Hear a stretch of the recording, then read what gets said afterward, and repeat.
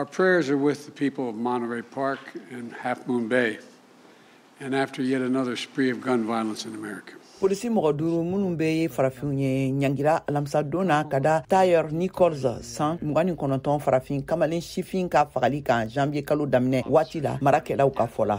Of Tyree Nichols. These are the same 5 officers who were previously or recently terminated by the Memphis Police Department.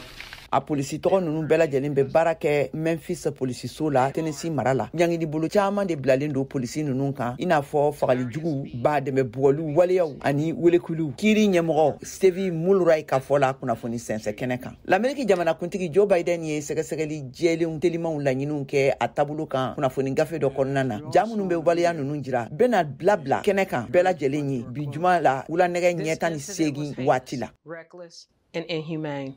And in the vein of transparency, when the video is released in the coming days, you will see this for yourselves. Ne sigilen bɛ n'a ye k'a fɔ ko ja ninnu lajɛli bɛna na mɔgɔw dusu kalaya kosɛbɛ. Memphis polisi ɲɛma Celery na Davis ka fɔla arabadona. Ne sinsili ye a kan ko mɔgɔw bɛna sɔn ka nisɔngoya wulikajɔ kɛ a sababu la. A ye wele bila o sira kan k'a fɔ awa k'u ka koɲa ta ni hakili ye ko dankarili waleyaw kana taa bɔ a koɲa la. L'Ameriki jamanakuntigi Joe Biden ye a jira k'a fɔ communiqué kɔnɔna na k'a b'a kan fara Taylor Nichols ka somɔgɔw ta kan. Ne ka welekan laseliw kɛ wulikajɔkɛlaw ye ko u k'u ka taama kɛ ni hakili ye ko tiɲɛ don k'a fɔ ko dimiko ba de don ko wa k'a bɛ faamuya fɛnɛ wa ko o sira kan ale kɔni bɛ laɲini kɛ u fɛ u k'u jija dankarili waleyaw kana bɔ a la.